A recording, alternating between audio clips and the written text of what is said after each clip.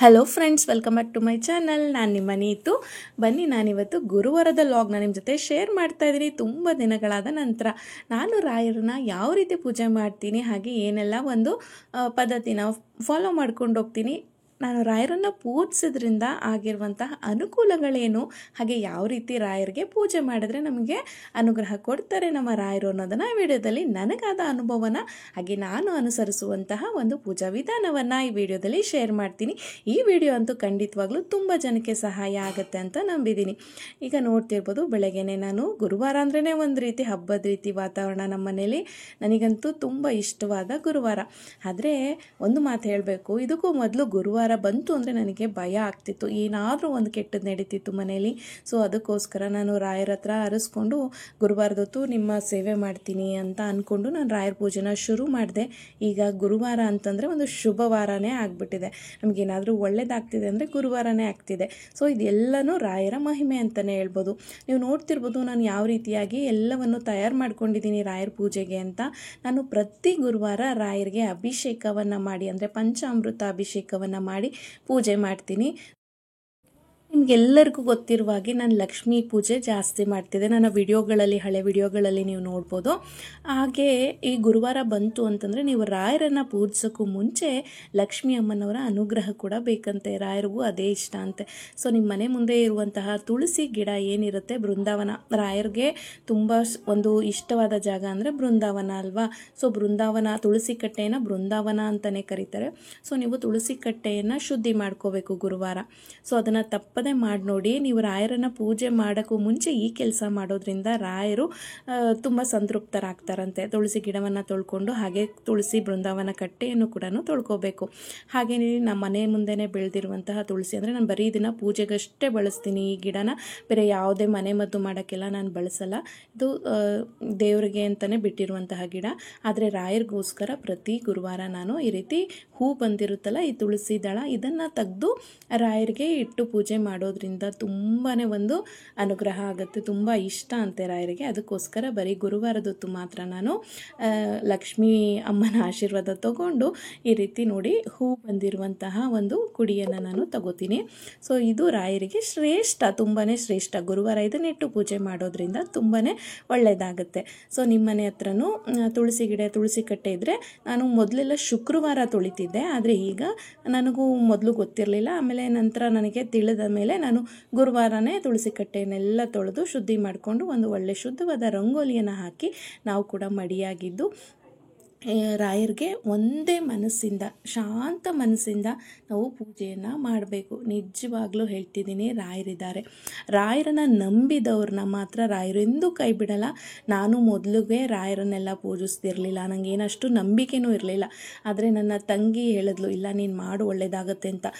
ಮೊದಲು ನನಗೆ ರಾಯರ ಪೂಜೆ ಮಾಡುವಾಗ ಏನಾದರೂ ಒಂದು ತೊಂದರೆ ಆಗ್ತಿತ್ತು, ಕೆಟ್ಟದಾಗ್ತಿತ್ತು. ಆದರೆ ಬರ್ತಾ ಬರ್ತಾ ಏನಾಯಿತು ಅಂದರೆ ರಾಯರು ತುಂಬಾ ನನಗೆ, ನಾನು ಏನು ಕೇಳ್ತಾ ಇದ್ದೀನೋ ಅದನ್ನು ಎಲ್ಲನೂ ಅನುಗ್ರಹ ಮಾಡಿಕೊಡ್ತಿದ್ದಾರೆ. ಮೊದಲು ನಿಮಗೂ ಹಾಗೆ ಅನಿಸುತ್ತೆ ಮೊದಲು ಶುರು ಮಾಡಿದಾಗ. ಆದರೆ ನೀವು ಭಕ್ತಿಯಿಂದ, ಶ್ರದ್ಧೆಯಿಂದ ರಾಯರಿಗೆ ಪೂಜೆ ಮಾಡ್ಕೋತಾ ಹೋಗಿ, ಅದೆಲ್ಲವನ್ನೂ ಸರಿ ಹೋಗಿ ಗುರುವಾರ ಅಂದರೆ ರಾಯರ ವಾರ ಅಂದರೆ ನಿಮಗೆ ಒಂದು ಲಕ್ಕಿ ವಾರ ಅಂತಲೇ ಹೇಳ್ಬೋದು. ಆ ರೀತಿ ಅದು ಕನ್ವರ್ಟ್ ಆಗಿಬಿಡುತ್ತೆ. ನನಗೂ ತುಂಬ ಕಷ್ಟಗಳು ಬರ್ತಿತ್ತು ಗುರುವಾರ, ಏನಕ್ಕೆ ಅಂತ ಗೊತ್ತಿಲ್ಲ. ಏನೇ ಒಂದು ತೊಂದರೆ ಆದ್ರೂ ಗುರುವಾರನೇ ಆಗ್ತಿತ್ತು. ಗುರುವಾರ ಬಂತು ಅಂದರೆ ನಮಗೆ ಭಯ, ಏನಾದರೂ ಬ್ಯಾಡ್ ನ್ಯೂಸ್ ಬರುತ್ತೆ ಅಂತ. ಬಟ್ ಇವಾಗ ಅದೆಲ್ಲ ಏನೂ ಇಲ್ಲ. ಗುರುವಾರ ಬಂತು ಅಂದರೆ ಬರೀ ಶುಭ ಸುದ್ದಿನೇ ಬರುತ್ತೆ, ಏನಾದರೂ ಒಂದು ಒಳ್ಳೆಯದೇ ಆಗ್ತಾಯಿದೆ. ಆದರೆ ಇದು ಆಗೋಕ್ಕೆ ಸುಮಾರು ದಿನ ಟೈಮ್ ತಗೋತು. ನಾನು ಭಕ್ತಿಯಿಂದ ರಾಯರನ್ನ ನಂಬಿ ಶ್ರದ್ಧೆಯಿಂದ ಅವ್ರ ಮೇಲೆ ನಂಬಿಕೆ ಇಟ್ಟು ಪೂಜೆ ಮಾಡೋಕ್ಕೆ ಶುರು ಮಾಡಿದ್ಮೇಲೆ ಈ ಒಂದು ಗುರುವಾರ ಆಗ್ತಿದ್ದಂತಹ ಕೆಟ್ಟದೆಲ್ಲ ನನಗೆ ಪರಿಹಾರ ಆಯಿತು. ಈಗ ಇಲ್ಲಿ ನೋಡ್ತಿರ್ಬೋದು, ಇಲ್ಲೊಂದು ರಾಯರ ಫೋಟೋ ಇದೆ. ನಾನು ಪ್ರತಿ ವಾರ ಅದನ್ನು ಹಡ್ಸಲಾಕಿದ್ರೆ ಅದು ಲೈಟಿಂಗ್ ಇರುವಂತಹದ್ದು. ಸೊ ಅದನ್ನು ನಾನು ಪ್ರತಿದಿನ ಒರೆಸೋಕ್ಕಾಗಲ್ಲ ಅಂತ ಹೇಳಿ ವಾರಕ್ಕೊಂದು ಸರ್ತಿ ಆ ರೀತಿ ನಾನು ಒರೆಸ್ಕೊಂಡು ಪೂಜೆ ಮಾಡ್ಕೋತೀನಿ. ಈಗ ಫೋಟೋಗೆಲ್ಲ ಮೊದಲು ಪೂಜೆ ಮಾಡಾಯಿತು. ಈಗ ಬನ್ನಿ ನಾನು ದೇವ್ರ ಮನೆಯಲ್ಲಿ ಪೂಜೆ ಮಾಡ್ಕೊಳ್ಳೋಣ. ನಾವು ಕೂಡ ಅಷ್ಟೇ ಮಡಿಯಿಂದ ಇರಬೇಕು. ರಾಯರ ವಾರ ಮಾಡ್ತೀವಿ ಅಂತಂದರೆ ಆ ದಿನ ನಾವು ಸ್ವಲ್ಪ ಮಡಿಯಿಂದನೇ ಇರಬೇಕಾಗತ್ತೆ. ನಾವು ಲಿಂಗಾಯತರಾಗಿರೋದ್ರಿಂದ ಅಂದರೆ ನಾವು ನಾನ್ ವೆಜ್ ಎಲ್ಲ ಏನೂ ತಿನ್ನಲ್ಲ. ಇನ್ನು ನಾನ್ ವೆಜ್ ತಿನ್ನೋರಾದರೆ ಗುರುವಾರ ಮಾತ್ರ ಅದನ್ನು ನೀವು ಮನೇಲಿ ಮಾಡಲೂಬೇಡಿ. ಒಂದು ದಿವಸ ಗುರುವಾರ ಒಂದು ಸ್ವಲ್ಪ ಶ್ರದ್ಧೆ ಭಕ್ತಿಯಿಂದ ನಾವು ಮನೆಯಲ್ಲೂ ಕೂಡ ಅನುಸರಿಸಬೇಕಾಗತ್ತೆ. ಈಗ ನಾನು ಮನೆಯಲ್ಲೂ ಅಷ್ಟೇ ದೇವ್ರ ಪೂಜೆ ಶುಕ್ರವಾರ ಎಲ್ಲ ಹೂ ತೆಗೆದು ಎಲ್ಲದನ್ನು ತೊಳೆದು ಮಾಡ್ತಿದ್ದೆ. ಅಂದರೆ ದೇವ್ರ ತೊಳೆಯಲ್ಲ ನಾನು, ಅಂದರೆ ದೇವ್ರ ಪಾತ್ರೆ ಸಾಮಾನು ಏನಿರುತ್ತೆ ಅದನ್ನೆಲ್ಲ ತೊಳ್ಕೊತಿದ್ದೆ. ಆದರೆ ಈಗ ಗುರುವಾರಕ್ಕೆ ನಾನು ಮಾಡ್ಕೋತಾ ಇದ್ದೀನಿ. ಇನ್ನು ಲಕ್ಷ್ಮೀ ಅಮ್ಮನ ಯಾರು ಜಾಸ್ತಿ ಪೂಜಿಸ್ತಾರೋ ಅವರಿಗೆ ರಾಯರು ಒಲಿತಾರೆ ಅಂತ ಹೇಳ್ತಾರೆ. ನಿಮಗೂ ಗೊತ್ತು, ರಾಯರು ಬೃಂದಾವನ ಸೇರೋಕ್ಕೂ ಮುಂಚೆ ಲಕ್ಷ್ಮೀ ಅಮ್ಮನವರ ಅನುಗ್ರಹವನ್ನು ಪಡ್ಕೊಂಡಿದ್ದಾರೆ ಅಲ್ವಾ. ಸೊ ಅದಕ್ಕೆ ಮೋಸ್ಟ್ಲಿ ನನಗೂ ಹಂಗೆ ಅನಿಸುತ್ತೆ. ನಾನು ತುಂಬ ಲಕ್ಷ್ಮಿನ ಪೂಜಿಸ್ತಿದ್ದರಿಂದ ಲಕ್ಷ್ಮಿ ಅನುಗ್ರಹದಿಂದನೇ ನನಗೆ ರಾಯರು ಪೂಜೆ ಮಾಡುವಂತಹ ಒಂದು ಭಾಗ್ಯ ಸಿಕ್ಕಿದೆ ಅಂತ ನನ್ನ ಒಂದು ಭಾವನೆ. ಸೊ ಇನ್ನು ರಾಯರ ಪೂಜೆಗೆ ಮುಖ್ಯವಾಗಿ ಬೇಕಾಗಿರೋದು ಶ್ರೀಗಂಧ. ಒಳ್ಳೆ ಪ್ಯೂರ್ ಗಂಧ ಇದ್ದರೆ ಅದನ್ನು ತೊಗೊಳ್ಳಿ, ಘಮ ಘಮ ಅಂತಿರಬೇಕು. ರಾಯರಿಗೆ ಗಂಧದ ಪರಿಮಳ ಅಂದರೆ ಭಾಳ ಇಷ್ಟ ಅಂತೆ. ಇನ್ನು ಅರಿಶಿಣ ಕುಂಕುಮ ಎಲ್ಲ ಏನೂ ಹಚ್ಚಲ್ವಲ್ಲ ನಾವು ರಾಯರಿಗೆ, ಇನ್ನು ಗಂಧವನ್ನಷ್ಟೇ ಹಚ್ಚೋದ್ರಿಂದ ಒಳ್ಳೆ ಒಂದು ಚೆನ್ನಾಗಿರೋ ಗಂಧವನ್ನು ನೀವು ಮನೆಯಲ್ಲಿ ತಂದಿಟ್ಕೊಳ್ಳಿ. ಗುರುವಾರ ಗಂಧದಿಂದನೇ ರಾಯರನ್ನ ಪೂಜಿಸಿದ್ರೆ ತುಂಬ ಒಳ್ಳೆಯದು. ಇನ್ನು ನಾನು 9 ವಾರ ಸಂಕಲ್ಪ ಮಾಡಿಕೊಂಡು ಮುಡುಪು ಕಟ್ಟಿದ್ದೆ ರಾಯರಿಗೆ. 9 ವಾರದಲ್ಲಿ ಏನೇ ಒಂದು ನಿಮ್ಮ ಕಷ್ಟ ಇದ್ದರೂ, ನಿಮ್ಮ ಏನೇ ಬೇಡಿಕೆ ಇದ್ರೂ ನೀವು 9 ವಾರದಲ್ಲಿ ಮುಡುಪು ಕಟ್ಟೋದ್ರಿಂದ ಅದು ಖಂಡಿತವಾಗ್ಲೂ ನೆರವೇರುತ್ತೆ. ನನಗೂ ಕೂಡ ನೆರವೇರಿತು. ನಾನು ಹಿಂಗೆ ಕೆಲಸ ಅಂದರೆ ಒಂದು ಸ್ವಲ್ಪ ಕೆಲಸ ಕಡಿಮೆ ಆಗಿಬಿಟ್ಟಿತ್ತು, ಅಂದರೆ ಬಿಸ್ನೆಸ್ ಡೌನ್ ಆಗಿತ್ತು. ಸೊ ನನ್ನ ಬಿಸ್ನೆಸ್ಗೋಸ್ಕರ ನಾನು ಆ ಕೆಲಸ ಆಗೋದೇ ಇಲ್ಲ, ಅದು ಅಲ್ಲಿಂದ ನನಗೆ ಒಂದು ಕೆಲಸ ಬೇಕಿತ್ತು, ಅಲ್ಲಿ ಸಿಗೋದೇ ಇಲ್ಲ ಅನ್ನೋ ಒಂದು ಗ್ಯಾರಂಟಿ ಆಗಿತ್ತು. ಬಟ್ ಆದರೂ ನಾನು ರಾಯರ ಮೇಲೆ ನಂಬಿಕೆ ಇಟ್ಟು ಆ ಕೆಲಸ ಸಿಗಬೇಕು ಅಂತ ಹೇಳಿ ಮುಡುಪು ಕಟ್ಟಿಟ್ಟು 9 ವಾರ ನಿನ್ನ ಅಭಿಷೇಕ ಮಾಡಿ ಪೂಜೆ ಮಾಡ್ತೀನಪ್ಪ ಅಂತ ಅಂದ್ಕೊಂಡಿದ್ದೆ. ಇದು ಒಂದು ಪರೀಕ್ಷೆಯಾಗಿ ನಾನು ರಾಯರ ಮೇಲೆ ತೊಗೊಂಡಿದ್ದೆ, ನೋಡೋಣ ಅಂತ. ಸೊ ನನ್ನ ಅನುಭವನ ನಾನು ಹಂಚ್ಕೋತಾ ಇದ್ದೀನಿ. ನಿಜವಾಗ್ಲೂ ರಾಯರಿದ್ದಾರೆ, ಅಷ್ಟು ನಮಗೆ ಕಡಾಖಂಡಿತವಾಗೂ ಗೊತ್ತಿತ್ತು. ಅಲ್ಲಿಂದ ನಮಗೆ ಏನೂ ಉತ್ತರ ಬರಲ್ಲ, ಅಲ್ಲಿಂದ ನಮಗೇನು ಬಿಸ್ನೆಸ್ಗೆ ಹೆಲ್ಪ್ ಆಗಲ್ಲ ಅಂತ. ಬಟ್ ನಾನು ರಾಯರಿಗೆ ಮುಡುಪು ಕಟ್ಟಿಟ್ಟು ಶ್ರದ್ಧೆಯಿಂದ 9 ವಾರ ಪೂಜೆ ಮಾಡ್ತೀನಿ ಅಂತ ಅಂದ್ಕೊಂಡಿದ್ದಂತಹ ಒಂದು 7ನೇ ವಾರಕ್ಕೆ 6ನೇ ವಾರಕ್ಕೆ ನನಗೆ ಅದು ಬಂದಿತ್ತು. ಬಟ್ ಕನ್ಫರ್ಮೇಷನ್ ಆಗಿದ್ದು 7ನೇ ವಾರಕ್ಕೆ ನನಗೆ ನಾನು ಅಂದ್ಕೊಂಡಿದ್ದಂತಹ, ಅಂದರೆ ನಮ್ಮ ಬಿಸ್ನೆಸ್ಗೆ ಇಂಪ್ರೂವ್ ಆಗಬೇಕು, ಅಲ್ಲಿಂದ ನಮಗೆ ಕೆಲಸ ಬರಬೇಕು ಅಂತ ಅಂದ್ಕೊಂಡಿದ್ದು ಅವರಿಂದನೇ ಅದೇ ಜಾಗ, ನಾನು ಎಲ್ಲಿ ಕೆಲಸ ಸಿಗಬೇಕು ಅಂದ್ಕೊಂಡಿದ್ದೆ ಅದೇ ಕಂಪನಿಯಿಂದನೇ ನಮಗೆ ಆರ್ಡರ್ ಸಿಕ್ತು. ಸೊ ಕೆಲಸನೂ ನಾವು ಅಂದ್ಕೊಂಡಂಗೆ ಸಿಕ್ತು. ಇನ್ನೇನು ಜೀವನದಲ್ಲಿ ಯಾಕಪ್ಪ ಇಷ್ಟು ಕಷ್ಟ ಅಂತ ಕೂತಿರೋ ಟೈಮಲ್ಲಿ ರಾಯರು ಬಂದು ನಾನಿದ್ದೀನಿ, ಚಿಂತೆ ಮಾಡಬೇಡಮ್ಮ ಅಂತ ಹೇಳಿ ನಾನು ಏನು ಕೇಳಿಕೊಂಡು ಮುಡುಪು ಕಟ್ಟಿಟ್ಟಿದ್ನೋ ಅದನ್ನು ರಾಯರು ನಡೆಸ್ಕೊಟ್ಬಿಟ್ರು. ಈಗಲೂ ನಾನು ತುಂಬ ಎಮೋಷ್ನಲ್ ಆಗ್ತಾಯಿದ್ದೀನಿ ಈ ವಿಡಿಯೋ ಮಾಡುವಾಗಲೂ, ಈ ಮಾತನ್ನು ಹೇಳುವಾಗಲೂ. ಏಕೆಂದರೆ ಅದು ನಮಗೆ ಅಷ್ಟು ಗೊತ್ತಿತ್ತು, ಅಷ್ಟು ಕಷ್ಟದ ಕೆಲಸ, ಅದು ನಮಗಲ್ಲಿ ಸಿಗೋದೇ ಇಲ್ಲ ಅನ್ನೋಂಥ ಕೆಲಸನೂ ಕೂಡ ರಾಯರು ನಿಜವಾಗ್ಲೂ ಇದೊಂದು ಪವಾಡ ನಮ್ಮ ಜೀವನದಲ್ಲಿ ಅಂತಲೇ ಹೇಳ್ಬೋದು. ಎಷ್ಟೋ ದಿನ ಕಾಂಟ್ಯಾಕ್ಟೇ ಇರಲಿಲ್ಲ ಅಂಥವ್ರು ಮತ್ತೆ ಫೋನ್ ಮಾಡಿ ನಮಗೆ ಕೆಲಸ ಕೊಟ್ಟರು. ಸೊ ಇದನ್ನು ರಾಯರ ಪವಾಡ ಅಂದೆ ಇನ್ನೇನು ಅನ್ಬೇಕಲ್ವಾ. ನಿಜವಾಗ್ಲೂ ರಾಯರಿದ್ದಾರೆ. ಖಂಡಿತವಾಗ್ಲೂ ನನ್ನಾಗೆ ಯಾರಾದರೂ ಕಷ್ಟದಲ್ಲಿರೋರು ನೀವು ಕೂಡ ರಾಯರಿಗೆ ಮುಡುಪು ಕಟ್ಟಿಟ್ಟು ಸೇವೆ ಮಾಡಿ ನೋಡಿ. ಅವ್ರು ಏನೂ ಬಯಸಲ್ಲ, ಆಡಂಬರ ಬಯಸಲ್ಲ, ನಿಮ್ಮ ಶ್ರದ್ಧೆ ನಿಮ್ಮ ಪ್ರೀತಿ ಅದಷ್ಟೇ ಬಯಸ್ತಾರೆ. ನಿಮ್ಮ ಶಕ್ತಿ ಎಷ್ಟಿದೆಯೋ ಅಷ್ಟು, ಏನೂ ಇಲ್ಲ ಅಂದರೂ ಪರವಾಗಿಲ್ಲ. ಒಂದು ತುಪ್ಪದ ದೀಪ ಗುರುವಾರ ತಪ್ಪದೆ 2 ತುಪ್ಪದ ದೀಪ, ಮಣ್ಣಿನಣತೆ ಪುಟ್ಟದು ತುಪ್ಪದ ದೀಪ ಹಚ್ಚಿ ನೋಡಿ. 3 ವಾರ ನೀವು ಹಚ್ಚಿ ನೋಡಿ, ಆಮೇಲೆ ರಾಯರು ನಿಮಗೆ ಹೇಗೆ ಅನುಗ್ರಹ ಮಾಡ್ತಾರೆ ಅಂತ. ಅವರು ಭಕ್ತಿಗೆ ಒಲಿಯುವಂತಹ ದೈವ. ನಿಜವಾಗ್ಲೂ ಅವರು ಇದ್ದಾರೆ, ರಾಯರು ನಿಮ್ಮ ಜೊತೆಲೇ ಇರ್ತಾರೆ. ಅವತ್ತಿಂದ ಇದುವರೆಗೂ ಕೂಡ ಅಷ್ಟೇ ರಾಯರು ನಾನು ಏನೇ ಕೇಳ್ಕೊಂಡ್ರು ನನಗೆ ಸಣ್ಣದೇ, ಅತಿಯಾಗಿ ಕೇಳಬಾರ್ದು. ನಾವು ನಮಗೆ ಕಷ್ಟ ಇರೋದನ್ನು ರಾಯರ ಮುಂದೆ ಇಟ್ಟು ಭಕ್ತಿಯಿಂದ ನೀವು ಪೂಜೆ ಮಾಡಿ ನೋಡಿ, ಖಂಡಿತವಾಗ್ಲೂ ರಾಯರು ನಿಮಗೆ ಅದು ಉತ್ತರ ಕೊಟ್ಬಿಡ್ತಾರೆ. ನಿಮಗೆ ಗುರುವಾರ ಬಂತು ಅಂದರೆ ಒಂದು ಶುಭ ಸುದ್ದಿ ಕಾದಿರುತ್ತೆ ಅಂತಲೇ ಅಂದ್ಕೊಂಡ್ಬಿಡಿ. ಆ ರೀತಿಯಾಗಿ ರಾಯರು ನಿಮಗೆ ನೆರವಾಗಿ, ಅಂದರೆ ನಿಮ್ಮ ಒಂದು ತಂದೆಯಾಗಿ ನಿಮ್ಮ ಜೊತೆ ನಿಲ್ತಾರೆ, ನಿಮ್ಮ ಶಕ್ತಿಯಾಗಿ ನಿಮ್ಮ ಜೊತೆ ನಿಲ್ತಾರೆ. ನನ್ನ ಜೊತೆನೂ ಅಷ್ಟೇ ಇವಾಗ ರಾಯರು ನಿಂತಿದ್ದಾರೆ. ಸೊ ನನಗಿನ್ನೇನು ಭಯ ಇಲ್ಲ, ರಾಯರಿದ್ದಾರೆ ನನ್ನ ಜೊತೆ ಅಂತ ನಾನು ಅಂದ್ಕೊಂಡಿದ್ದೀನಿ. ನಾನು ಅಷ್ಟೇ ಮೊದಲೆಲ್ಲ ರಾಯರನ್ನು ಪೂಜಿಸ್ತಿರ್ಲಿಲ್ಲ, ನಂಗೆ ಅಷ್ಟು ನಂಬಿಕೆನೇ ಇರಲಿಲ್ಲ. ಬಟ್ ಈಗ ಅಂತೂ ನಾನು ತುಂಬ ನಂಬಿಕೆ ಬಂದಿದೆ ರಾಯರ ಮೇಲೆ. ಎಂಥ ಪವಾಡ ನನಗೆ ರಾಯರು ಮಾಡಿಕೊಟ್ಟಿದ್ದಾರೆ ಅಂದರೆ ನಾನು ಬೇಕು ಅಂತ ಪರೀಕ್ಷೆಗೋಸ್ಕರನೇ ರಾಯರ ಮುಂದೆ ಬೇಡಿಕೆ ಇಟ್ಟಿದ್ದೆ. ಆ ಬೇಡಿಕೆ ನೆರವೇರಿತು. ಇನ್ನು ನಾನು ಇಲ್ಲಿ ನೋಡಿಸ್ತಾ ಇದ್ದೀನಲ್ಲ, ಅಕ್ಕಿ ಬೊಟ್ಲಲ್ಲಿ ಇಟ್ಟಿದ್ದೀನಲ್ಲ, ಅದನ್ನು ದೇವ್ರ ಮನೇಲಿ ಇಟ್ಟಿರ್ತೀನಿ. ಪ್ರತಿದಿನ ನಾನು ಒಂದು ಇಡೀ ಅಕ್ಕಿಯನ್ನು ರಾಯರ ಮುಂದೆ ಇಟ್ಟು ನಾನು ಒಂದು ವ್ರತವನ್ನು ಮಾಡ್ತಾಯಿದ್ದೀನಿ. ಅದ್ರ ಬಗ್ಗೆ ಏನಾದರೂ ಇನ್ಫಾರ್ಮೇಷನ್ ಬೇಕಿದ್ದರೆ ನನ್ನ ಕೇಳಿ, ನೆಕ್ಸ್ಟ್ ಬರೋ ಲಾಗ್ಸಲ್ಲಿ ನಾನು ಮಾಡ್ತೀನಿ. ಆ ರೀತಿ ಒಂದು ಆ ವ್ರತವನ್ನು ಆಚರಿಸೋದ್ರಿಂದ ಆರ್ಥಿಕ ಪರಿಸ್ಥಿತಿ ಸುಧಾರಿಸುತ್ತೆ ಮತ್ತು ಹಣಕಾಸಿನ ಸಮಸ್ಯೆ ಕೂಡ ಒಂದು ಸ್ವಲ್ಪ ನಮಗೆ ದೂರ ಆಗುತ್ತೆ. ಸೊ ಆ ಒಂದು ವ್ರತ ಮಾಡೋದು 108 ದಿನ ವ್ರತ ಮಾಡಬೇಕು. ಅದು ಯಾರಿಗಾದರೂ ಬೇಕಿದ್ರೆ ಕೇಳಿ, ನಾನದು ಮಾಡ್ತಾಯಿದ್ದೀನಿ. ಸೊ ನಿಮಗೂ ಬೇಕಿದ್ರೆ ಹೇಳ್ಕೊಡ್ತೀನಿ. ಸೊ ಈಗ ನಾನು ಎಲ್ಲ ದೇವ್ರ ಮನೇನ ಶುದ್ಧಿ ಮಾಡಿಕೊಂಡು ರಂಗೋಲಿ ಎಲ್ಲ ಇಟ್ಕೊಂಡು ರಾಯರ ಪೀಠವನ್ನು ಎಲ್ಲ ಇಟ್ಟು, ಮತ್ತು ಈಗ ನೋಡ್ತಿದ್ದೀರಲ್ಲ, ನೀರಿಗೆ ಫಸ್ಟ್ ನಾವು ಗಂಗೆಯನ್ನು ಪೂಜಿಸಬೇಕು. ಸೊ ನಾನು ವಿಗ್ರಹವನ್ನೆಲ್ಲ ತೊಳ್ಕೊಳ್ಳೋಕ್ಕೂ ಮುಂಚೆನೇ, ಅಂದರೆ ಅಭಿಷೇಕ ಮಾಡೋಕ್ಕೂ ಮುಂಚೆ ನೀರನ್ನು, ಗಂಗಾ ಮಾತೆಯನ್ನು ಪೂಜಿಸಬೇಕು. ಅಕ್ಷತೆ ಗಂಧ ಮತ್ತು ಹಾಗೆ ಅರಿಶಿನ ಕುಂಕುಮ ಮತ್ತು ತುಳಸಿ ದಳವನ್ನು ಹಾಕಿ ಇಟ್ಟಿದ್ದೀನಿ. ಈಗ ಬನ್ನಿ ನಾವು ಅಭಿಷೇಕವನ್ನು ಶುರು ಮಾಡೋಣ. ನಾನು ರಾಯರಿಗೆ ಅಂದ್ಕೊಂಡು ಮುಡುಪು ಕಟ್ಟಿಟ್ಟು 5 ವಾರ ಮಾಡ್ತೀನಿ ಅಥವಾ 9 ವಾರ ನಾನು ಅಭಿಷೇಕ ಮಾಡ್ತೀನಿ ಅಂತ ಅಂದ್ಕೊಂಡಿದ್ದೆ. ಆದರೆ ನಾನು ಈಗ ಆ ಆಸೆ ನೆರವೇರಿತು. ಅಂಥ ಕಷ್ಟದ ಕೆಲಸ ರಾಯರು ಹೂ ಎತ್ತಿದಷ್ಟೇ ಸಲೀಸಾಗಿ ಮಾಡಿಕೊಟ್ರಲ್ಲ. ಸೊ ಅದಕ್ಕೆ ನನ್ನ ಜೀವ ಇರೋವರೆಗೂ, ನನಗೆ ಶಕ್ತಿ ಇರೋವರೆಗೂ ನಾನು ಮನೆಯಲ್ಲಿ ರಾಯರಿಗೆ ಅಭಿಷೇಕವನ್ನು ಮಾಡ್ತೀನಿ ಅಂತ ನಾನು ಮನಸ್ಸಲ್ಲಿ ನಿರ್ಧಾರ ಮಾಡ್ಕೊಂಡ್ಬಿಟ್ಟಿದ್ದೀನಿ. ಸೊ ಯಾಕೆಂದರೆ ಯಾವ ದೇವ್ರಿಗೂ ನಿಮಗೆ ಕೈ ಹಿಡಿದಿದ್ದಾಗ, ನಾನು ಸುಮಾರು ದೇವ್ರುಗಳನ್ನ ಮೊರೆ ಹೋಗಿದ್ದೆ, ಸುಮಾರು ದೇವ್ರುಗಳ ಹತ್ರ ಕೇಳ್ಕೊಂಡಿದ್ದೆ, ಯಾರೂ ಕಣ್ಬಿಟ್ಟು ನೋಡಿರಲಿಲ್ಲ. ಆದರೆ ರಾಯರು ನನ್ನ ಒಂದು ಕಷ್ಟವನ್ನು ಕೇಳಿ ನನ್ನ ಕೈ ಹಿಡಿದ್ರಲ್ವ, ನಿಜವಾಗ್ಲೂ ನಾನು ಈ ಋಣವನ್ನು ಯಾವತ್ತೂ ಮರೆಯಲ್ಲ. ಸೊ ಇನ್ನು ತುಳಸಿ ಗಿಡಕ್ಕೆ ಮರಿದೇನೆ ಗುರುವಾರ ಹಸಿ ಹಾಲನ್ನು ಹಾಕಿ, ಅದು ಅಷ್ಟೇ ನಿಮ್ಮ ಮನೇಲಿ ಸಂಪತ್ತು ಅಭಿವೃದ್ಧಿಗೆ ತುಂಬ ಸಹಾಯ ಮಾಡುತ್ತೆ. ತುಳಸಿ ಗಿಡಕ್ಕೆ ಗುರುವಾರ ಹಾಲು ಹಾಕೋದ್ರಿಂದ. ಸೊ ಅದೇ ಹಾಲನ್ನು ಸ್ವಲ್ಪ ನಾನು ತುಳಸಿ ಗಿಡಕ್ಕೂ ಹಾಕಿ, ನಂತರ ನಾನು ಈ ಬೃಂದಾವನ ಕೂಡ ಅಷ್ಟೇ ತಾನಾಗೆ ನಾನು ಕೇಳ್ದಲೇ ನಮ್ಮ ಮನೆಗೆ ರಾಯರು, ನಾನು ಮುಡುಪು ಕಟ್ಟಿದ್ದಂತಹ ಸಮಯದಲ್ಲೇ ಬೃಂದಾವನ ಕೂಡ ನಮ್ಮ ಮನೆಗೆ ಬಂತು. ಅದಂತೂ ಅವತ್ತಿನ ದಿನ ನಾನು ಮರೆಯೋಕ್ಕಾಗಲ್ಲ.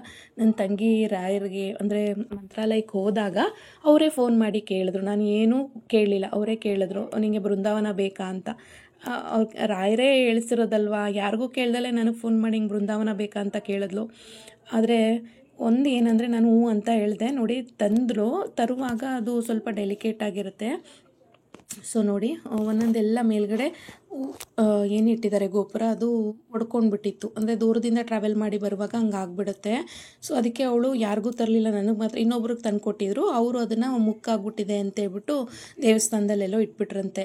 ನೀನು ಇಟ್ಬಿಡು ಅಂತ ಹೇಳಿದ್ಲು. ಆದರೆ ರಾಯರು ತಾವೇ ನಮ್ಮ ಮನೆಗೆ ಬೃಂದಾವನದ ರೂಪದಲ್ಲಿ ಬಂದಿದ್ರಲ್ವ. ಸೊ ಅದಕ್ಕೆ ನಾನು ಎಲ್ಲೂ ಇಟ್ಟಿಲ್ಲ. ನೀನು ನನ್ನ ಮನೆಗೆ ಬಂದಿದ್ಯಾ, ನೀನು ಮುಕ್ಕಾಗಿದೆ ಅಂತ ನಾನು ಅಂದ್ಕೊಳ್ಳಲ್ಲಪ್ಪ, ನೀವು ಬಂದಿದ್ದೀರಾ ಅಂತ ಅಷ್ಟೇ ನನಗೆ ಬೇಕಾಗಿರೋದು ಅಂತ ಹೇಳಿ ನಾನು ಅದೇ ಬೃಂದಾವನವನ್ನು ಇಟ್ಟು ಪೂಜೆ ಮಾಡ್ತಾಯಿದ್ದೀನಿ. ಬಟ್ ನನಗೇನು ಅದರಿಂದ ತೊಂದರೆ ಆಗಲಿಲ್ಲ.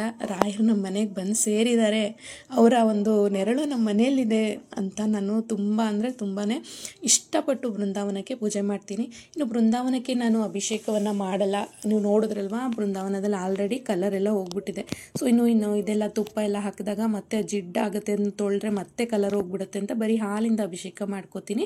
ಇನ್ನು ರಾಯರ ವಿಗ್ರಹ ಕೂಡ ಅಷ್ಟೇ ಅಮ್ಮ ತಂದುಕೊಟ್ರು. ಇನ್ನು ರಾಯರ ವಿಗ್ರಹವನ್ನು ನಾವೇ ತೊಗೋಬಾರ್ದು ಅಂತಾರೆ. ಯಾರಾದರೂ ತಂದು ಕೊಟ್ಟರೆ ಅದರದ್ದು ಮಹಿಮೆ ಜಾಸ್ತಿ. ಅಂದರೆ ರಾಯರು ಬೇರೆಯವ್ರ ಮುಖಾಂತರ ನಮ್ಮ ಮನೆಗೆ ಬಂದು ಸೇರ್ತಾರೆ ಅಂತ ಹೇಳ್ತಾರೆ. ಸೊ ಇದನ್ನು ಕೂಡ ಅಷ್ಟೇ ನಮ್ಮಮ್ಮ ನನಗೆ ಒಂದು 2 ವರ್ಷದ ಹಿಂದೆ ಮಂತ್ರಾಲಯಕ್ಕೆ ಹೋದಾಗ ತಂದುಕೊಟ್ಟಿದ್ದಂತಹದ್ದು. ಸೊ ಇನ್ನೂ ನೋಡ್ತಿರ್ಬೋದು ನೀವು, ನಾನು ಹಿಂದಿನ ದಿವಸನೇ ರಾಯರಿಗೋಸ್ಕರ ಏನೆಲ್ಲ ಬೇಕೋ ಅದನ್ನು ನಾನು ರೆಡಿ ಮಾಡಿ ಇಟ್ಕೋತೀನಿ. ರಾಯರಿಗೋಸ್ಕರನೇ ಸಪ್ರೇಟಾಗಿ ಒಂದು ಬಟ್ಲಲ್ಲಿ ಮೊಸರನ್ನ ಹಾಕ್ಕೊಂಡಿರ್ತೀನಿ. ಇನ್ನು ತುಪ್ಪ ಅಷ್ಟೇ, ನಿಮಗೆ ಮನೆಯಲ್ಲೇ ಕೆನೆ ಎಲ್ಲ ತೆಗೆದಿಟ್ಟಿದ್ರೆ ತುಪ್ಪ ಮಾಡ್ಕೊಳ್ಳಿ. ನಿಮ್ಮ ಕೈಯಾರ ಮಾಡಿ ತುಪ್ಪ ಹಾಕಿದ್ರೆ ಅದರಲ್ಲಿ ಸಿಗೋ ಒಂದು ತೃಪ್ತಿನೇ ಬೇರೆ. ಸೊ ಇಲ್ಲ ಅಂದರೆ ಪರವಾಗಿಲ್ಲ, ನೀವು ಅಂಗಡಿ ತುಪ್ಪನೂ ಬಳಸ್ಬೋದು. ಸೊ ಈಗ ನಾನು ಹಾಲು, ಮೊಸರು, ತುಪ್ಪ ಹಾಗೆ ಜೇನುತುಪ್ಪವನ್ನು ಈಗ ಹಾಕ್ತಾಯಿದ್ದೀನಿ. ಯಾವುದಾದ್ರೂ ಒಂದು 5 ರೀತಿ ಹಾಕಿ ಪಂಚಾಮೃತ ಅಭಿಷೇಕವನ್ನು ನೀವು ಮಾಡ್ಬೋದು. ಇನ್ನು ನಾನು ನೆಕ್ಸ್ಟು ಬಾಳೆಹಣ್ಣು, ಬೆಲ್ಲ, ಸಕ್ಕರೆ ಕೂಡ ನೀವು ಹಾಕೋಬೋದು. ಬಾಳೆಹಣ್ಣು, ಸಕ್ಕರೆ ಮತ್ತು ಡ್ರೈ ಫ್ರೂಟ್ಸು, ನೋಡಿ ದ್ರಾಕ್ಷಿ, ಗೋಡಂಬಿ ಮತ್ತು ಬಾದಾಮಿ, ಇನ್ನು ಬೆಲ್ಲ, ಇದು ನೋಡಿ ತಾಟಿ ಬೆಲ್ಲ ಅಂತಾರಲ್ಲ, ಆ ಬೆಲ್ಲ ಶುದ್ಧವಾದ. ಸೊ ಇದನ್ನು ಹಾಕ್ಕೊಂಡು ನಾನು ಈ ರೀತಿಯಾಗಿ ಪಂಚಾಮೃತ ಅಂದರೆ ತಯಾರು ಮಾಡ್ಕೊಂಡಿದ್ದೀನಿ. ಸೊ ಈಗ ನೋಡ್ತಿರ್ಬೋದು, ರಾಯರಿಗೆ ಅಭಿಷೇಕ ಮಾಡೋದ್ರಲ್ಲಿ ಇರುವಂತಹ ಒಂದು ಪುಣ್ಯ ಮತ್ತು ಆ ಒಂದು ಖುಷಿ, ಆ ಸಂತೋಷ ಎಷ್ಟು ಎಷ್ಟು ಚೆನ್ನಾಗಿರುತ್ತೆ, ಎಷ್ಟು ನಿಮ್ಮ ಮನಸ್ಸಿಗೆ ಒಂದು ಪಾಸಿಟಿವಿಟಿ ಬರುತ್ತೆ. ನಿಮ್ಮ ಮನೇಲಿ ಮಾಡಿ ನೋಡಿ ನೀವು ರಾಯರಿಗೆ ಅಭಿಷೇಕ. ನೀವು ಒಂದು ವಾರ ಮಾಡಿದ್ರೆ ಖಂಡಿತವಾಗ್ಲೂ ತಪ್ಪದೆ ನಿಮಗೆ ರಾಯರು ಅನುಗ್ರಹ ಕೊಡ್ತಾರೆ, ಎಲ್ಲವನ್ನೂ ಅನುಕೂಲ ಮಾಡಿಕೊಡ್ತಾರೆ ಮಾಡೋಕ್ಕೆ. ಇದಿಲ್ಲಪ್ಪ ಅಂದ್ಕೊಂಡ್ರೆ ನಿಮ್ಮ ಕಣ್ಮುಂದೆ ಬಂದು ನಿಂತಿರುತ್ತೆ. ಆ ರೀತಿ ಅವರು ಎಲ್ಲವನ್ನೂ ಹೊಂದಿಸ್ಕೊಡ್ತಾರೆ, ನೀವೇನು ಕಷ್ಟಪಡಬೇಕಾಗಿಲ್ಲ. ಸೊ ಆ ರೀತಿಯಾಗಿ ಆಗುತ್ತೆ. ನೀವು ಕೂಡ ನಿಮ್ಮ ಮನೇಲಿ ಮಾಡಿ ನೋಡಿ. ರಾಯರ ಸೇವೆ ಮಾಡೋದು ದೊಡ್ಡವರು ಹೇಳ್ತಾರೆ, ಹಿರಿಯರು ಅಂದರೆ ರಾಯರ ಒಂದು ಗುರುಗಳು ಹೇಳ್ತಾರೆ, ನೀವು ರಾಯರಿಗೆ ಮಾಡಿದ ಸೇವೆ ಎಂದೂ ವ್ಯರ್ಥವಾಗಲ್ಲ. ನೀವು ಅನ್ಕೋಬೋದು ಇಷ್ಟೆಲ್ಲ ಖರ್ಚು ಮಾಡಿ ನಾವು ರಾಯರಿಗೆ ಮಾಡ್ತೀವಿ ಅಂತ. ಆ ಖರ್ಚು ನಯಾ ಪೈಸೆ ಕೂಡ ರಾಯರು ಇಟ್ಕೊಳ್ಳಲ್ಲ. ಯಾವುದೋ ಒಂದು ರೀತಿಯಲ್ಲಿ ಅದರ 10ರಷ್ಟು ನಿಮಗೆ ಅದರ ಒಂದು ಫಲವನ್ನು ಕೊಟ್ಬಿಡ್ತಾರೆ ಅಂತ ಹೇಳ್ತಾರೆ. ಅದು ನಿಜವಾಗ್ಲೂ ಸತ್ಯ. ಸೊ ನನಗೆ ಶಕ್ತಿ ಇರೋವರೆಗೂ ನಾನು ಇದೇ ರೀತಿ ಮನೇಲಿ ಅಭಿಷೇಕವನ್ನು ಮಾಡ್ತೀನಿ. ಇನ್ನು ಈ ಮಾಡಿರುವಂತಹ ಅಭಿಷೇಕದ ನೀರು ಏನಿರುತ್ತಲ್ಲ, ಇದನ್ನು ನಾವು ಮನೆ ಮಂದಿ ಎಲ್ಲರಿಗೂ ಕೊಡಿ. ನಮ್ಮ ಮನೆಯಲ್ಲಂತೂ ನನ್ನ ಮಕ್ಕಳು ಕಾಯ್ತಾ ಇರ್ತಾರೆ ಈ ಅಭಿಷೇಕವನ್ನು ಸ್ವೀಕರಿಸೋಕ್ಕೆ. ಅಷ್ಟೊಂದು ರುಚಿಯಾಗಿರುತ್ತೆ, ನೀವು ನಂಬಲ್ಲ. ನಿಜವಾಗ್ಲೂ ಅದು ಒಂದು ಹನಿ ಕೂಡ ಬಿಡಲ್ಲ ನನ್ನ ಮಕ್ಕಳು. ನಾನು ನನ್ನ ಮಕ್ಕಳು 3 ಜನ, ಅಂದರೆ ನಮ್ಮ ಹಸ್ಬೆಂಡಿಗೆ ಇದೆಲ್ಲ ಅವರು ಅಂದರೆ ಈ ರೀತಿ ಹಾಲು ತುಪ್ಪ ಮಿಕ್ಸ್ ಆಗೋದು ಅವರೆಲ್ಲ ತೊಗೊಳ್ಳಲ್ಲ. ಬಟ್ ನಾನು ನನ್ನ ಮಕ್ಕಳು ಅಂತೂ ತುಂಬ ಖುಷಿಯಿಂದ ನಾವು ಈ ಪ್ರಸಾದವನ್ನು ಸ್ವೀಕರಿಸ್ತೀನಿ. ಇನ್ನು ರಾಯರ ಪೂಜೆ ಮಾಡುವಾಗ ಉಪವಾಸದಿಂದ ಮಾಡಿದ್ರೆ, ಅಂದರೆ ಒಂದು ಹೊತ್ತು ನೀವು ಇಡೀ ದಿನ ಉಪವಾಸ ಇರಬೇಕು ಅಂತಿಲ್ಲ. ರಾಯರ ಪೂಜೆ ಆಗೋವರೆಗೂ ಉಪವಾಸ ಇದ್ದು ನೀವು ಈ ರೀತಿ ಅಭಿಷೇಕ ಮಾಡಿ ಅಭಿಷೇಕದ ಒಂದು ಪ್ರಸಾದವನ್ನು ತಗೊಂಡು ಮೊದಲು ನಂತರ ನಿಮ್ಮ ಒಂದು ಏನಿರುತ್ತೆ ತಿನ್ಕೊಳ್ಳೋದು, ಅಂದರೆ ಬ್ರೇಕ್ಫಾಸ್ಟ್ ಆ ಥರ ನೀವು ಅದು ಮಾಡ್ಕೊಂಡು ನೋಡಿ. ನಿಜವಾಗ್ಲೂ ಆರೋಗ್ಯ ಕೂಡ ಚೆನ್ನಾಗಿರುತ್ತೆ. ಅದರಲ್ಲಿ ಸಿಗುವಂತಹ ತೃಪ್ತಿನೇ ಬೇರೆ. ಒಂದು ಏನೋ ಒಂದು ನಿರಾಳ ಸಮಾಧಾನ, ರಾಯರು ನಮ್ಮ ಜೊತೆ ಇರ್ತಾರೆ ಅನ್ನೋ ಒಂದು ದೃಢವಾದ ಒಂದು ನಿಮಗೆ ಧೈರ್ಯ ಬರುತ್ತೆ ಅಂತಲೇ ಹೇಳ್ಬೋದು. ನನ್ನ ಜೊತೆ ಅಂತೂ ರಾಯರಿದ್ದಾರೆ. ಸೊ ನಿಮ್ಮ ಜೊತೆ ಕೂಡ ರಾಯರಿರಲಿ. ಖಂಡಿತವಾಗ್ಲೂ ರಾಯರ ಸೇವೆ ಮಾಡಿ, ನೀವು ಅದರಿಂದ ಒಂದು ಒಳ್ಳೆಯ ಒಂದು ಅನುಭವನ ಪಡ್ಕೋತೀರಾ, ಹಾಗೆ ಅನುಗ್ರಹ ಕೂಡ ಪಡ್ಕೋತೀರಾ. ಸೊ ಇನ್ನು ಈ ಒಂದು ಕ್ಷೀರವನ್ನು, ಅಂದರೆ ಅಭಿಷೇಕ ಮಾಡಿರುವಂಥ ಕ್ಷೀರವನ್ನು ನಾನು ರಾಯರ ಮುಂದೆನೇ ನಾನು ಪೂಜೆ ಮಾಡುವವರೆಗೂ ಇಟ್ಟು, ನಂತರ ಪೂಜೆ ಎಲ್ಲ ಆದ ನಂತರ ನಾನು ಸ್ವೀಕರಿಸ್ತೀವಿ. ಒಂದು ಹನಿ ಕೂಡ ನಾವು ಇದನ್ನು ವೇಸ್ಟ್ ಮಾಡಲ್ಲ. ಸೊ ಇದು ಅಮೃತಕ್ಕೆ ಸಮ ಅಂತ ಹೇಳಿದ್ರೆ ತಪ್ಪಾಗಲ್ಲ ಸ್ನೇಹಿತರೆ. ಸೊ ಇನ್ನು ರಾಯರನ್ನು ಒಂದು ಶುದ್ಧವಾದ ಬಟ್ಟೆಯಲ್ಲಿ ತೊಳೆದು ಒರೆಸಿ ನಂತರ ನಾನು ಪೂಜೆನ ಮಾಡ್ಕೋತೀನಿ ಸ್ನೇಹಿತರೆ. ಈಗ ನಾನು ರಾಯರಿಗೆ ಗಂಧವನ್ನು ಹಚ್ತೀನಿ. ಗಂಧ ಹಚ್ಚಿದ್ರೆ ತುಂಬ ಒಂದು ಒಳ್ಳೆ ಕಳೆ ಬರುತ್ತೆ ನೋಡಿ ನಮ್ಮ ರಾಯರಿಗೆ. ಬೇಕಿದ್ರೆ ನೀವು ವಿಭೂತಿ ಹಚ್ಬೋದು, ಗಂಧ ಹಚ್ಬೋದು, ಆದರೆ ಅರಿಶಿನ ಕುಂಕುಮ ಹಚ್ಚಬಾರ್ದು ವಿಗ್ರಹಕ್ಕೆ ಅಂತ ಹೇಳ್ತಾರೆ.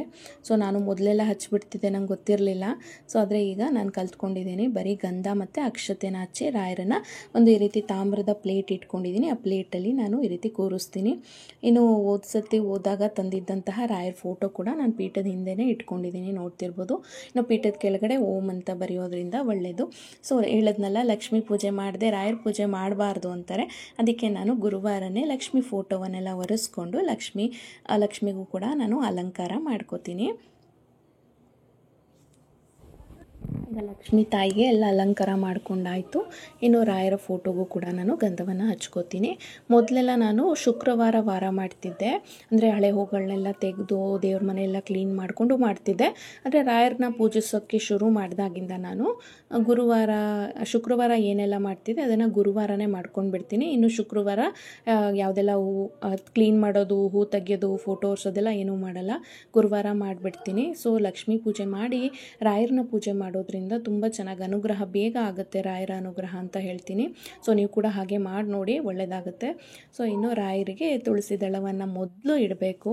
ಸೊ ಅವರಿಗೆ ತುಳಸಿ ಮಾತೆ ಅಂದರೆ ಲಕ್ಷ್ಮೀ ತಾಯಿ ಅಂದರೆ ಇಷ್ಟ ಹೇಳಿದ್ದೀನಲ್ವ, ಹಾಗೆ ತುಳಸಿ ಹೂವನ್ನು ಇಟ್ಟು ನಂತರ ನಾವು ಏನೆಲ್ಲ ಹೂಗಳು ನಾವು ಸಿದ್ಧತೆ ಮಾಡ್ಕೊಂಡಿರ್ತೀರೋ ಆ ಹೂಗಳನ್ನ ಇಡ್ಬೋದು. ಇಷ್ಟೇ ಹೂ ಹಾಕಿ ಪೂಜೆ ಮಾಡಬೇಕು ಅಂತ ಏನೂ ಇಲ್ಲ. ನಮಗೆ ಎಷ್ಟು ಶಕ್ತಿ ಇದೆಯೋ ಅಷ್ಟು ಒಂದು ಹೂ ಅರ್ಪಿಸಿದ್ರೂ ಸಾಕು, ರಾಯರು ತೃಪ್ತಿ ಪಡ್ತಾರೆ. ಇಷ್ಟೊಂದು ಹೂಗಳನ್ನ ಹಾಕಿ ನೀವು ಪೂಜೆ ಮಾಡಬೇಕು ಅಂತ ರಾಯರೇನೂ ಕೇಳಲ್ಲ. ಅವ್ರು ಕೇಳೋದು ಒಂದೇ, ನಿಮ್ಮ ಒಂದು ಶ್ರದ್ಧೆ, ಭಕ್ತಿ, ನಿಷ್ಠೆ, ಒಂದು ಮನಸ್ಸು. ಬೇರೆ ಕಡೆ ಎಲ್ಲೂ ನಿಮ್ಮ ಗಮನ ಹರಿಸದೆ ಶ್ರದ್ಧೆಯಿಂದ ರಾಯರನ್ನ ಪೂಜೆ ಮಾಡಿ ನೋಡಿ. ಖಂಡಿತವಾಗ್ಲೂ ನೀವು ಕೇಳೋಕ್ಕೂ ಮುಂಚೆ ರಾಯರು ನಿಮಗೆ ನೀವು ಕೇಳಿದ್ದನ್ನೆಲ್ಲ ಅನುಗ್ರಹ ಮಾಡ್ತಾರೆ. ನಿಮ್ಮ ಮನೆಗೆ ಒಬ್ಬ ಹಿರಿಯರಾಗಿ, ಅಂದರೆ ನಿಮ್ಮ ಒಂದು ಏನು ಹೇಳ್ತಾರೆ, ನಿಮ್ಮ ಕೈ ಹಿಡಿಯುವ ಒಂದು ದೈವವಾಗಿ ಅವರು ನಿಮ್ಮ ಮನೆಯಲ್ಲಿ ನಿಲ್ತಾರೆ. ಖಂಡಿತವಾಗ್ಲೂ ಈ ಮಾತು ಸತ್ಯ. ನೀವು ಕೂಡ ಪ್ರಯತ್ನ ಪಟ್ಟು ನೋಡಿ. ಹಾಗೆಯೇ ಲಕ್ಷ್ಮಿನೂ ಕೂಡ ಅಷ್ಟೇ, ಗುರುವಾರ ಚೆನ್ನಾಗಿ ಅಲಂಕಾರ ಮಾಡಿ. ಲಕ್ಷ್ಮಿ ಚೆನ್ನಾಗಿ ಅಲಂಕಾರಗೊಂಡಷ್ಟು ರಾಯರಿಗೆ ಖುಷಿ ಅಂತೆ. ಸೊ ಈಗ ನೋಡ್ತಾ ಇರ್ಬೋದು, ನಾನು ಎಲ್ಲ ಫೋಟೋಗಳಿಗೂ ಹೂಗಳನ್ನ ಹಚ್ಕೊಂಡು ರಾಯರಿಗೂ ಕೂಡ ನಾನು ಸ್ವಲ್ಪ ಹೂನೇ ನೋಡಿ, ನಾನು ಏನೂ ಇರಲಿಲ್ಲ, ಒಂದು ಸ್ವಲ್ಪ ಹೂ ಇತ್ತಷ್ಟೇ. ಆದರೆ ನಮ್ಮ ಹಸ್ಬೆಂಡು ಬೆಳಗ್ಗೆನೇ ಕೆಲಸಕ್ಕೆ ಅಂತ ಹೋಗಿದ್ರು, ಬರ್ತಾ ಎಲ್ಲ ಥರದ ಹೂಗಳನ್ನೂ ತಂದಿದ್ರು. ನಂಗೆ ನಿಜವಾಗ್ಲೂ ನಮ್ಮ ಮನಸ್ಸಲ್ಲಿ ಅನ್ಕೋತಿದ್ದೆ, ಇವತ್ತೇನೂ ಹೂ ಇಲ್ವಲ್ಲಪ್ಪ, ಸ್ವಲ್ಪನೇ ಹೂ ಇದೆ ಅಂತ. ನೋಡಿದ್ರೆ ನಾನು ಹೇಳ್ದಲೇ ಅವರು ಎಲ್ಲ ಹೂಗಳನ್ನೂ ಥರ ಹೂಗಳನ್ನ ಅಂದರೆ ತಂದಿದ್ರು. ಅಲ್ಲಿ ಹೂವು ಚೆನ್ನಾಗಿತ್ತು, ಫ್ರೆಶ್ ಆಗಿತ್ತು, ತಂದೆ ಅಂತ ಹೇಳಿದ್ರು. ಎಷ್ಟು ಖುಷಿ ಆಯಿತು ಗೊತ್ತಾ. ಸೊ ತಂದಿದ್ದಂತಹ ಎಲ್ಲ ಥರದ ಹೂಗಳನ್ನು ಲಕ್ಷ್ಮೀ ದೇವಿಗೆ ಅಲಂಕಾರ ಮಾಡಿ, ಹಾಗೆ ರಾಯರಿಗೂ ಕೂಡ ನಾನು ಅಲಂಕಾರ ಮಾಡ್ತಾಯಿದ್ದೀನಿ. ನಾನು ಪ್ರತಿದಿನ ಇಷ್ಟೇ ಹೂವು ಇಡ್ತೀನಿ ಅಂತ ಇಲ್ಲ, ನನಗೆ ರಾಯರು ಎಷ್ಟು ಅನುಗ್ರಹ ಕೊಡ್ತಾರೋ ಅಷ್ಟು ಹೂವನ್ನು ಹಾಕಿ ನಾನು ಶ್ರದ್ಧೆಯಿಂದ ಪೂಜೆ ಮಾಡ್ತೀನಿ. ಇನ್ನು ನೋಡ್ತಿರ್ಬೋದು ನಮ್ಮ ರಾಯರು ಎಷ್ಟು ಚೆನ್ನಾಗಿ ಕಾಣಿಸ್ತಾ ಇದ್ದಾರೆ. ಆ ಪೂಜೆ ಮಾಡಿ ಹೂವನ್ನು ಮುಡಿಸಿದ ಮೇಲೆ ರಾಯರಿಗೆ ಒಳ್ಳೆ ಒಂದು ಕಳೆ ಬಂದುಬಿಡುತ್ತೆ. ಸೊ ನೋಡ್ತಾ ಇದ್ದರೆ ನೋಡ್ತಾನೇ ಇರಬೇಕಪ್ಪ ಅಂತ ಅನಿಸುತ್ತೆ, ಅಷ್ಟು ಚೆನ್ನಾಗಿ ಕಾಣಿಸ್ತಾರೆ ರಾಯರು ನೋಡಿ. ಸೊ ಇದಿಷ್ಟು ಮಾಡಿ 2 ದೀಪದ ಹಣತೆಯನ್ನು ರಾಯರ ಮುಂದೆ ಇಟ್ಬಿಟ್ಟು, ನಿಮ್ಮ ಕಷ್ಟ ಏನಿರುತ್ತೋ ಅದನ್ನು ನೀವು ಹೇಳೋದೇ ಬೇಡ, ರಾಯರು ನೀವು ಹೇಳೋಕ್ಕೂ ಮುಂಚೆ ಅವ್ರು ಅರ್ಥ ಮಾಡ್ಕೊಂಡು ಬಿಡ್ತಾರೆ, ಅದು ನೆರವೇರುತ್ತೆ. ಪ್ರತಿ ಗುರುವಾರನೂ ಅಷ್ಟೇ ನೆರವೇರಿಸ್ಕೊಡ್ತಾರೆ ರಾಯರು. ಬೇಕಿದ್ರೆ ನೀವು ಪ್ರಯತ್ನ ಪಟ್ಟು ನೋಡಿ. ಸೊ ನಾನು ಈಗ ರಾಯರಿಗೆಲ್ಲ ಹೂಗಳನ್ನ ಹಚ್ಚಿ ಅಂದರೆ ಇಟ್ಟು ಪೂಜೆ ಮಾಡ್ಕೋತಾ ಇದ್ದೀನಿ. ಇನ್ನೂ ರಾಯರನ್ನ ಪೂಜೆ ಮಾಡೋಕ್ಕೂ ಮುಂಚೆ ಹೊರಗಡೆ ತುಳಸಿ ಗಿಡವನ್ನು, ಅಂದರೆ ಮನೆಯಲ್ಲಿ ಇಲ್ಲಿ ರಾಯರ ಮುಂದೆ ದೀಪ ಹಚ್ಚೋಕ್ಕೂ ಮುಂಚೆ ನೀವು ತುಳಸಿ ಪೂಜೆಯನ್ನು ಮಾಡ್ಕೋಬೇಕು. ತುಳಸಿ ಪೂಜೆ ಆದ ನಂತರ ನೀವು ಮನೆಯಲ್ಲಿ ದೀಪ ಹಚ್ಚಬೇಕು. ಅದು ಪ್ರತಿದಿನವೂ ಅಷ್ಟೇ. ನಿಮ್ಮ ದೇವ್ರ ಮನೆ ಒಳಗಡೆ ಪೂಜೆ ಮಾಡೋದಕ್ಕಿಂತ ಮೊದಲು ನೀವು ತುಳಸಿ ಗಿಡಕ್ಕೆ ಪೂಜೆ ಮಾಡೋದ್ರಿಂದ ತುಂಬ ಅಂದರೆ ತುಂಬಾ ಒಳ್ಳೆಯದಾಗುತ್ತೆ. ಅದನ್ನು ಕೂಡ ನೀವು ಯಾರಿಗಾದರೂ ಗೊತ್ತಿಲ್ಲ ಅಂತಂದರೆ ಅದನ್ನು ನೀವು ನಿಮ್ಮ ಒಂದು ಚೇಂಜಸ್ನ ಮಾಡ್ಕೋಬೋದು ನಿಮ್ಮ ಪೂಜೆಯಲ್ಲಿ. ಸೊ ಇದಿಷ್ಟು ನಾನು ನನ್ನ ಹತ್ರ ಇದ್ದಂತಹ ಹೂಗಳನ್ನ ಇಟ್ಟು ನಾನು ಅಲಂಕಾರ ಮಾಡಿದ್ದೀನಿ. ನೋಡ್ತಿರ್ಬೋದು ನೀವು ರಾಯರಿಗೆ ಈ ರೀತಿ ಅಲಂಕಾರ ಮಾಡಿದ್ದಾಯಿತು ನೋಡಿ.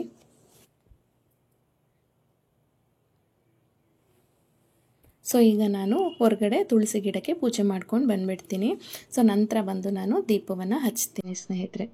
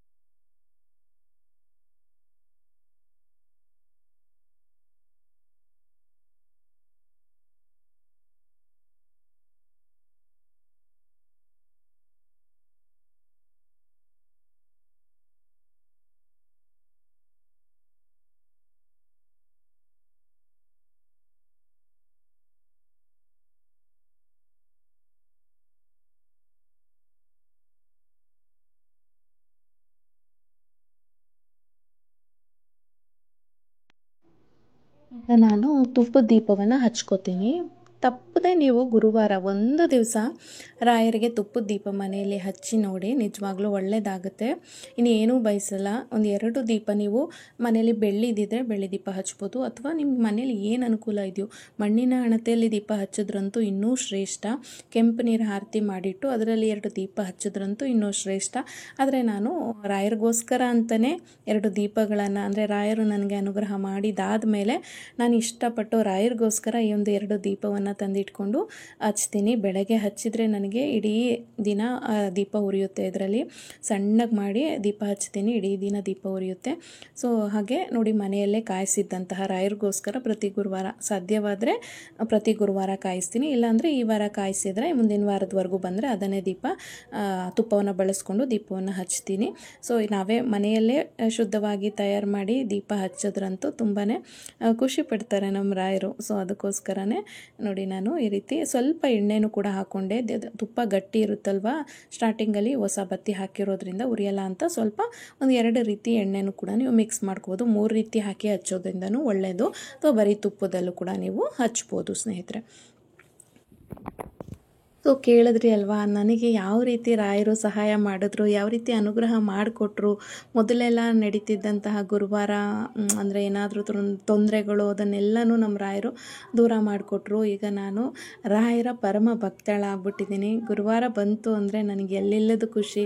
ಸೊ ನಮ್ಮ ರಾಯರ ಪೂಜೆ ಮಾಡಬೇಕು ಅನ್ನೋ ಒಂದು ತುಂಬ ಆಸೆ ನನಗೆ. ನೋಡಿ ಈ ರೀತಿಯಾಗಿ ಒಂದು ಇಡೀ ಅಕ್ಕಿಯನ್ನು ನಾನು 108 ದಿನ ವ್ರತ ಮಾಡ್ತಾಯಿದ್ದೀನಿ. ಪ್ರತಿದಿನ ತಪ್ಪದೆ ಈ ರೀತಿ ಒಂದು ಇಡೀ ನಮ್ಮ ಮನೆ ದೇವರು ಕುಲದೇವ್ರನ್ನ ನೆನೆಸ್ಕೊಂಡು ನಾನು ಈ ರೀತಿ ರಾಯರ ಮುಂದೆ ಅವ್ರ ಹತ್ರ ನಾನು ಹರಕೆಯನ್ನು ಕೇಳ್ಕೊತೀನಿ. ಇದು ನಾನು ಏನು ಅಂದ್ಕೊಂಡಿದ್ದೀನೋ ಅದನ್ನು ನನಗೆ ಮಾಡಿಕೊಡಿ ಅಂತ.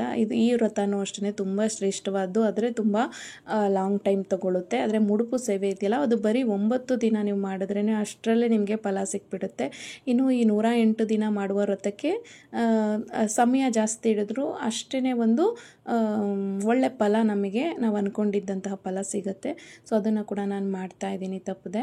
ಆಗಲೇ ನೋಡಿ ರಾಯರು ಹೂ ಕೊಟ್ಬಿಟ್ರು. ನಾನು ಮೊದಲು ಅನ್ಕೋತಿದ್ದೆ ರಾಯರು ಹೂ ಕೊಡ್ತಾರೆ ಅಂದರೆ ಅದೆಲ್ಲ ಸುಳ್ಳು, ಸೊ ಅಲ್ಲಿ ಹೆಂಗೋ ಇಟ್ಬಿಟ್ಟಿರ್ತಾರೆ ಅದು ಬಿದ್ದುಬಿಡುತ್ತೆ ಅಂತ. ನಿಜವಾಗ್ಲೂ ಅದೆಲ್ಲ ನಮ್ಮ ನಂಬಿಕೆ ಅಷ್ಟೇ. ನಿಜವಾಗ್ಲೂ ರಾಯರು ಹೂ ಕೊಡ್ತಾರೆ. ನನಗೆ ಯಾವಾಗಲೂ ಕೊಡಲ್ಲ. ಅದನ್ನು ನಾನು ಪರೀಕ್ಷೆ ಮಾಡಿದ್ದೀನಿ. ಸುಮ್ಮನೆ ಹಾಗೆ ಬೀಳೋ ಥರ ಇಟ್ಬಿಟ್ಟು ಕಾದಿದ್ದೀನಿ, ಆದರೆ ಬೀಳಲ್ಲ. ಆದರೆ ನೀವು ಗಟ್ಟಿಯಾಗಿ ಕೂರಿಸಿ ನೀವು ರಾಯರ ಹತ್ರ ಹೂ ಕೇಳಿ, ಖಂಡಿತವಾಗ್ಲೂ ಕೊಡ್ತಾರೆ ರಾಯರು. ಸೊ ಈ ಅನುಭವ ಕೂಡ ನನಗಾಗಿದೆ. ಇನ್ನು ನಾನು ಮೊದಲೆಲ್ಲ ಸ್ಟಾರ್ಟ್ ಮಾಡಿದ್ನಲ್ಲ, ಮುಡುಪು ಸೇವೆ ಮಾಡುವಾಗಲೂ ಅಷ್ಟೇ ಒಂದು ಬಟ್ಲು ಮೇಲೆ ರಾಯರ ವಿಗ್ರಹವನ್ನು ಕೂರಿಸಿರ್ತಿದ್ದೆ ನಾನು. ಈ ರೀತಿ ಪೀಠ ಇರಲಿಲ್ಲ. ಆಮೇಲೆ ನಾನು ಪೀಠ ತೊಗೊಂಡಿದ್ದು. ಅವಾಗ ಏನಾಯಿತು, ನನಗೆ ಇನ್ನೊಂದು ಮೈ ಜುಮ್ ಅನ್ನುವಂಥ ಅನುಭವ ಅಂದರೆ ಆ ಬಟ್ಲು ಮೇಲೆ ವಿಗ್ರಹ ಇಟ್ಟಿದ್ದೀನಿ, ಆ ಬಟ್ಲು ಮೂವ್ ಆಯಿತು. ಸೊ ಅದು ನಾನು ವಿಡಿಯೋ ಕೂಡ ಹಾಕಿದ್ದೀನಿ. ಆ ವಿಡಿಯೋನ ಸುಮಾರು ಜನ ನೋಡಲೇ ಇಲ್ಲ. ಅಂತ ಒಳ್ಳೊಳ್ಳೆ ವಿಡಿಯೋಗಳನ್ನ ಯಾರೂ ನೋಡಲ್ಲ ಸ್ನೇಹಿತರೆ. ನಿಮಗೆ ಯಾರಿಗಾದರೂ ಆ ವಿಡಿಯೋನ ನೋಡಬೇಕು ಅಂದರೆ ಖಂಡಿತವಾಗ್ಲೂ ಹೋಗಿ ನೋಡಿ. ಆ ವಿಡಿಯೋದಲ್ಲಿ ನಾನು ಕ್ಯಾಮ್ರಾ ಫಿಕ್ಸ್ ಮಾಡಿದ್ದೆ, ಅದು ಎಷ್ಟು ಚೆನ್ನಾಗಿ ಕ್ಯಾಪ್ಚರ್ ಆಗಿದೆ. 2 ಸರ್ತಿ ರಾಯರು ಮೂವ್ ಆದರು, ಅಂದರೆ ಆ ಬಟ್ಲು ಸಮೇತ ಮುಂದಕ್ಕೆ ಜರುಗಿದ್ದಾರೆ.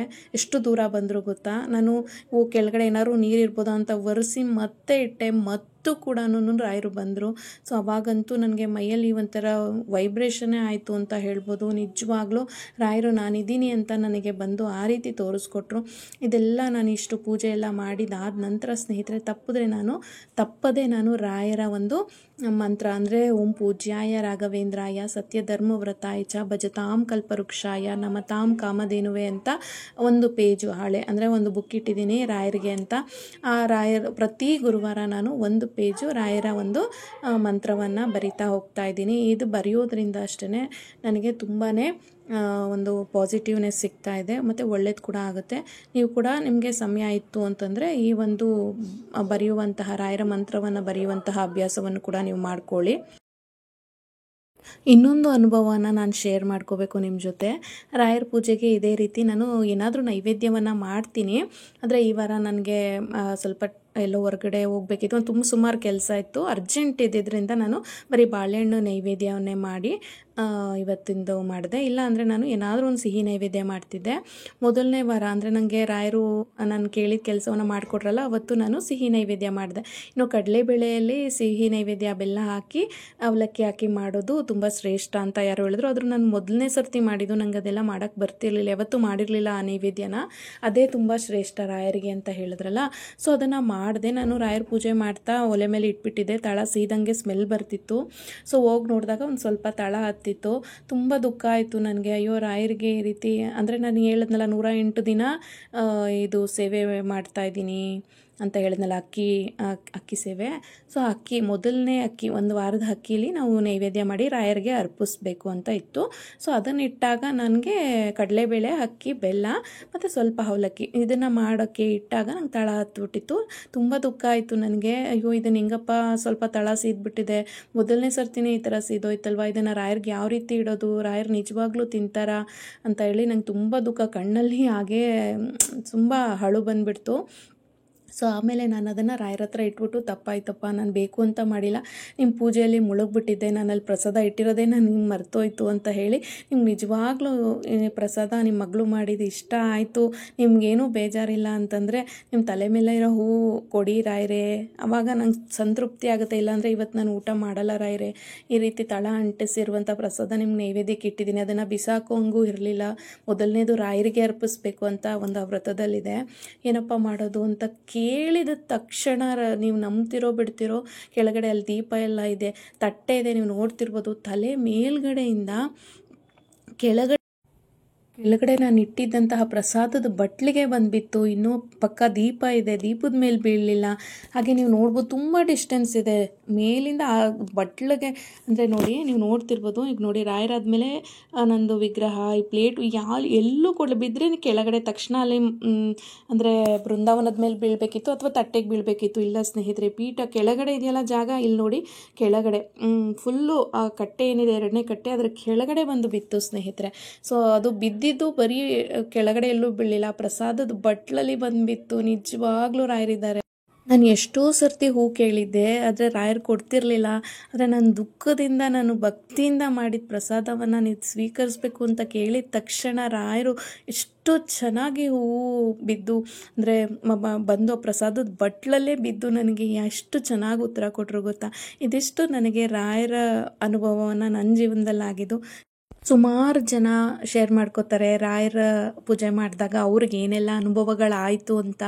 ನಿಜವಾಗ್ಲೂ ಅದು ಸತ್ಯ. ನಾನು ನಂಬದೇ ಇರೋಳು, ನಾನೀಗ ಅಷ್ಟು ನಂಬುತ್ತಾ ಇದ್ದೀನಿ ರಾಯರನ್ನ. ಅಷ್ಟು ಚೆನ್ನಾಗಿ ನಾನು ಇದನ್ನೆಲ್ಲ ಅಯ್ಯೋ ಸುಮ್ಮನೆ ಹೇಳ್ತಾರೆ ಅಂತಿದ್ದೆ. ಇಲ್ಲ, ನಾನು ರಾಯರನ್ನ ಪೂಜೆ ಮಾಡೋಕ್ಕೆ ಶುರು ಮಾಡಿದ್ಮೇಲೆ ಅದು ಎಲ್ಲವೂ ಸತ್ಯ ಸ್ನೇಹಿತರೆ. ಈ ಅಕ್ಕಿ ಇದೆಯಲ್ಲ, ಅಕ್ಕಿ ಮೇಲೆ ಆಣೆಗೂ ಸತ್ಯ. ಅಷ್ಟು ಚೆನ್ನಾಗಿ ನಿಮಗೆ ರಾಯರು ನಿಮ್ಮ ಪೂಜೆಯನ್ನು ಸ್ವೀಕರಿಸಿ ಅವರು ಉತ್ತರ ಕೊಡ್ತಾರೆ, ಅಷ್ಟು ಚೆನ್ನಾಗಿ ಅನುಕೂಲ ಮಾಡ್ತಾರೆ ಅವರು. ನಿಜವಾಗ್ಲೂ ರಾಯರು ನಿಮ್ಮ ಮನೆಗೆ ನೀವು ಪೂಜೆ ಮಾಡಿದಾಗ ಖಂಡಿತವಾಗ್ಲೂ ಅವ್ರು ಯಾವುದೋ ರೂಪದಲ್ಲಿ ಬಂದು ಹೋಗ್ತಾರೆ, ಇದಂತೂ ಸತ್ಯ.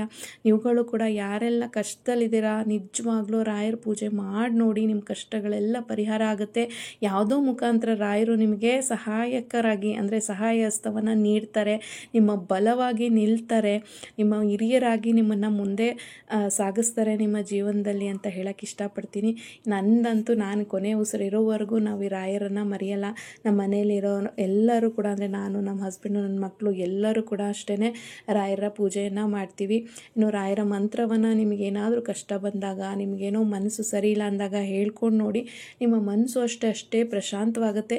ಇದಿಷ್ಟು ನನಗಾದ ಅನುಭವ ಸ್ನೇಹಿತರೆ. ಯಾವುದೇ ಒಂದು ಒತ್ತಾಯ ಇಲ್ಲ, ನಿಮಗೆ ಬೇಕು ಅಂದರೆ ನೀವು ಮಾಡ್ಬೋದು. ನನ್ನ ಅನುಭವವನ್ನು ನಾನು ಈ ವಿಡಿಯೋದಲ್ಲಿ ಶೇರ್ ಮಾಡ್ಕೊಂಡಿದ್ದೀನಿ. ವಿಡಿಯೋ ನಿಮಗೆ ಇಷ್ಟ ಆಗಿದೆ ಅಂತ ತಿಳ್ಕೊತೀನಿ. ಇಷ್ಟ ಆದರೆ ಲೈಕ್, ಶೇರ್, ಕಮೆಂಟ್ ಮಾಡಿ, ಹಾಗೆ ಈ ಚಾನಲ್ಗೆ ಸಪೋರ್ಟ್ ಮಾಡಿ ಅಂತ ಹೇಳ್ತಾ ಹೋಗಿ ಬರ್ತೀನಿ. ನೆಕ್ಸ್ಟ್ ವಿಡಿಯೋಲಿ